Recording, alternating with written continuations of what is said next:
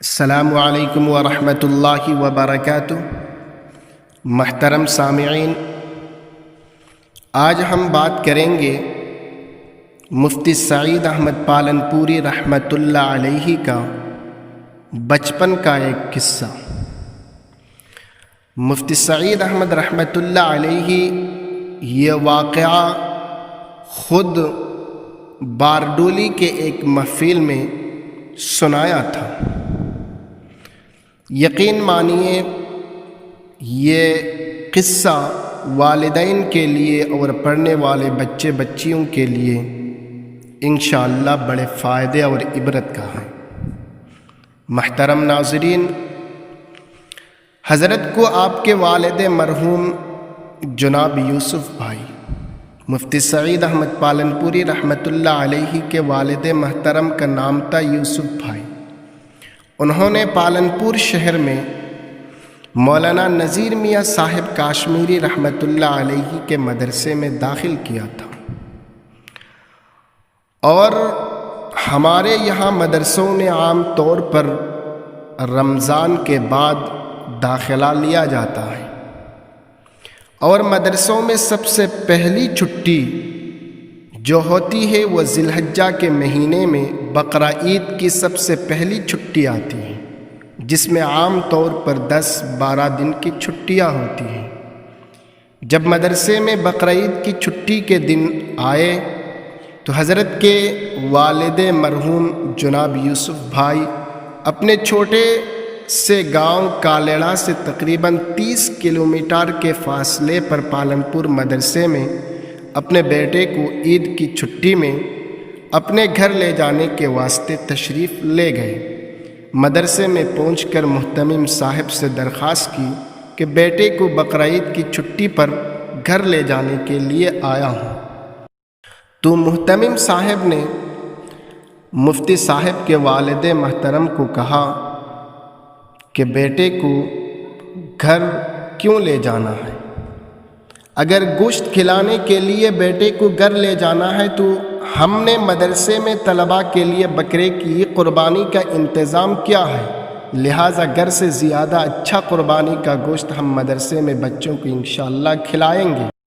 اور اگر گھر والوں کی ملاقات کے لیے لے جانا ہے تو اگر سب کی ملاقاتیں ہی کرواتے رہنا تھا تو پھر مدرسے میں داخلہ کیوں کروائیں؟ بہرحال محتمم صاحب نے چھٹی میں گھر لے جانے کی درخواست قبول نہیں کی، اور آپ کے مرحوم والد صاحب حضرت محتمم صاحب کے پاس سے اٹھ کر پالنپور شہر میں تشریف لے گئے۔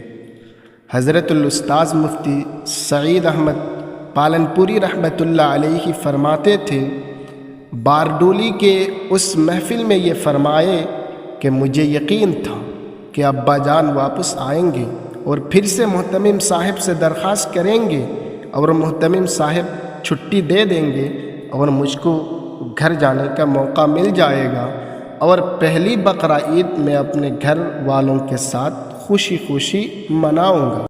فرمایا کہ میں انتظار کرتا رہا۔ اس زمانے میں شام کو 5 بجے پالنپور سے ہمارے گاؤں جانے کے لیے ایک بس چلتی تھی۔ میں نے 5 بجے تک انتظار کیا کہ والد صاحب آئیں گے، لیکن 5 بج گئے اور والد صاحب دوبارہ تشریف نہیں لائے تو مجھے یقین ہو گیا کہ والد صاحب گھر چلے گئے۔ فرمایا میں نیا طالب علم تھا، عمر بھی بہت کم تھی میری۔ اس رات مجھے بہت رونا آیا، پوری رات میں رویا، اس لیے کہ مدرسے کے طلباء کے لیے سب سے زیادہ پیاری چیز چھٹی ہوا کرتی ہے، حالانکہ مجھ کو چھٹی نہیں ملی۔ فرمایا کہ پوری رات بہت رویا، سارے آنسو ختم کر دیے۔ وہ میری پہلی بقرہ عید مدرسے میں ہوئی، پھر مسلسل کئی سال تک مجھے گھر پر عید کرنے کا موقع نہیں ملا۔ علم حاصل کرنے اور اشاعت میں برابر مشغول رہا۔ بالآخر 16 سال بعد میں نے گھر پر عید کی۔ اس قصے سے میں نے حضرت الاستاذ کے حوالے سے امت کے طلباء طالبات اور ان کے والیوں کو یہ بات سمجھانا چاہتا ہوں کہ ماں باپ کو بھی بچوں کے لیے قربانی دینی ہوتی ہے۔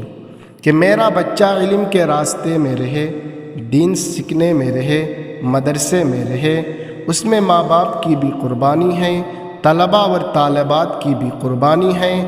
جب 16 عیدیں مسلسل علم کے راستے میں کی، ماں باپ نے بھی تو قربانی دی، بیٹے نے بھی قربانی دی، تب جا کے وہ بیٹا دارالعلوم دیوبند کا شیخ الحدیث بنتا ہے، ایسے ویسے نہیں بن جاتا۔